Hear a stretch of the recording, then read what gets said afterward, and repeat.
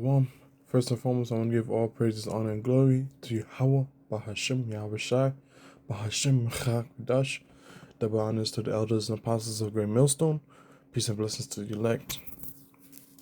Alright, so just wanted to do a quick video on. I was watching the Brothers Live he did yesterday on what happens. Title video is warning: what happens to women during war, and his video was a response to Pastor Tahar's video, and his video was a response to the brother's video. But yeah, get straight to the point. The brother Bakar was going into an article on the United Care Act, something like that, and it was basically talking about what happens to women like during war, and he's telling the truth, facts, straight up, 100%. He wasn't sugarcoating anything, giving it just like that, and made some pretty interesting points. Now, there was one point where he said, roughly paraphrasing, that when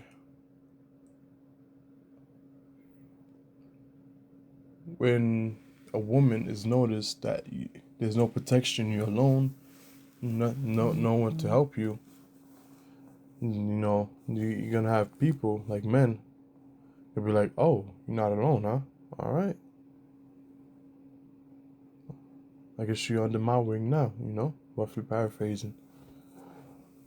Yeah, that reminded me of what happened in the book of 2 Samuel when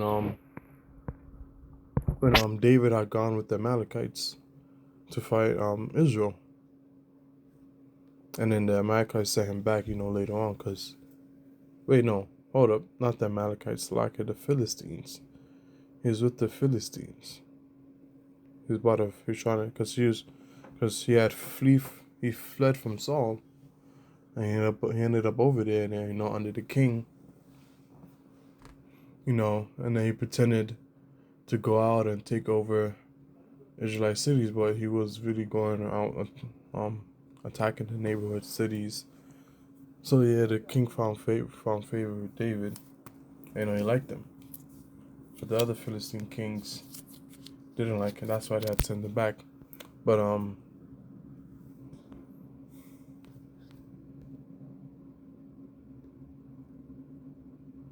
yeah, yep. So yeah. So the brother made that point, and it reminded me of when David had left. The I believe the Amalekites saw that Ziklag, where all the David and his men and his the people that followed him were living at. They were there. What am I saying? Yeah, the Amalekites saw them, and that there was no one basically guarding them, so they came and took them all. The young, the children, the woman. So I just wanted to go into that a bit. So this is the book of 1 Samuel, chapter 30:1, and it reads, "And it came to pass, when David and his men were come to Ziklag on the third day, that the Amalekites had invaded the south and Ziklag, and smitten Ziklag, and burned it with fire." Right, so the Amalekites saw that there was no one guarding Ziklag. They thought it was the chance, to go get the spoils, booty, And this just goes to show you how this the stuff that happens during war, which we're in a war right now, what happens during women is not a new thing, I believe the brother said they made that article in like 1965 or something like that, the act. But this, as the brother says, been happening for centuries, since biblical times. Maybe even since the first war began, which I don't really know what the first war began, but nevertheless, it's been happening since biblical times, you can say. Verse 2, "And had taken the women captives that were therein, they slew not any, either great or small, but carried them away, and went on their way. So David and his men came to the city, and behold, it was burned with fire, and the wives and their sons and their daughters were taken captives. Right, so the Amalekites carried all the women and children away, but they didn't kill anyone. But, spoils of war and that booty. There's also you can also benefit from taking the sons as well. Like the children, the sons, the boys. You don't gotta kill them. You can take them and then raise them up in your way, and they will excel. That's what one of the kings did in the Book of Daniel. I forgot. I'm not gonna say it because I don't want to misquote it, but I believe it was in the first, second, third, no, it had to be in third chapter. Verse 3. So David and his men came to the city, and behold, it was burned with fire, and their wives and their sons and their daughters were taken captives. Then David and the people that were with him lifted up their voice and wept until they had no more power to weep. So, they wept. And David's two wives were taken, Ahinoam the Jezreelitess, and Abigail, the wife of Nabal the Carmelite. So David's two wives were taken captive as well. All the young women. Was it a young woman? Let me see. Or just woman? This is just woman. Yeah, they're taking the women captives. Yeah, their wives, their sons and daughters. Yeah, so basically everyone that was left. They didn't kill anyone. And David was greatly distressed, for the people spake of stoning him, because the soul of all the people was grieved, every man for his sons and for his daughters. But David encouraged himself in the Lord his God. And David said to Abiathar the priest, Ahimelech's son, I pray thee, bring me hither the ephod. And Abiathar brought thither the ephod to David. So, all of David's men was wroth. They were very angry at David because they lost their sons and daughters, and they even talked about stoning him. But David didn't lose sight. He didn't lose hope. He most definitely prayed. Hey, most definitely. He found strength in the Lord. And then later on, it goes on about how David and his men go back and save everyone else taken captives. But yeah, I just wanted to go into that part because there's nothing new under the sun.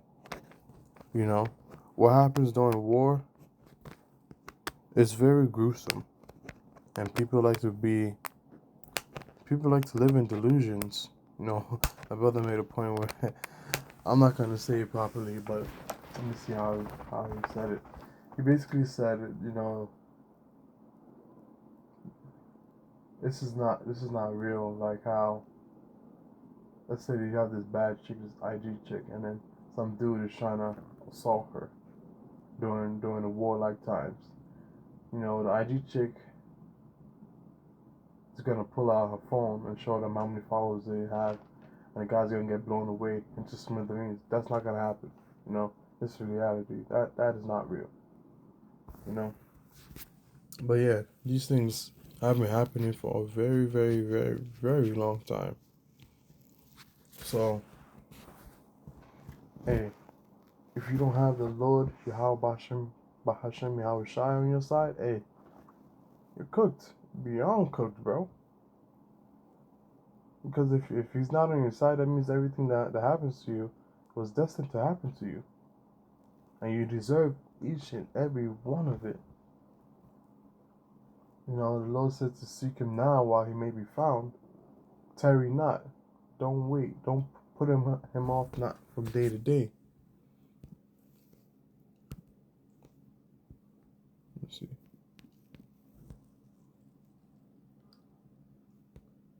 So let me see. Day to day.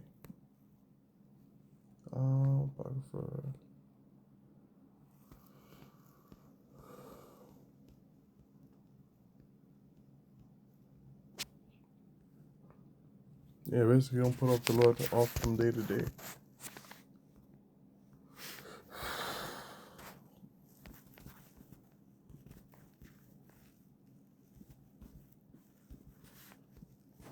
Let's see if it says it.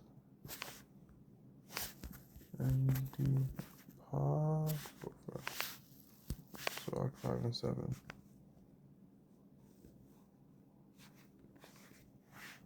Sirach 5 and 7. Yo, imagine it was muted. Sheesh. This is the book of Ecclesiasticus, or the book of Sirach, chapter 5 and 7, and it reads, "Make no tarrying to turn to the Lord, and put not off from day to day." So don't wait. Turn to the Lord now. Don't procrastinate. Don't wait. Don't say, yeah, maybe later. No, I'll read later. I'll pick up the scriptures later. I'll watch the video later. Nah, got time now? Do it now. For suddenly shall the wrath of the Lord come forth, and in thy security thou shalt be destroyed, and perish in the day of vengeance. The Lord says it's going to come like a thief in the night when you least expect it. So you keep putting the Lord off, hours, days. He's going to come when you least expect it. You're not going to be ready. It's going to be like the foolish virgins, But you got to prepare that oil now. Make yourself ready. Be ready for anything at all times. So when things start popping off and the Lord is coming, hey, you ready, bro. You're not freaking out. You know nothing. You have security in the Lord, in the Lord's name. Okay? That's about it. Lord willing, I was edifying the elect. And until next time, shalom.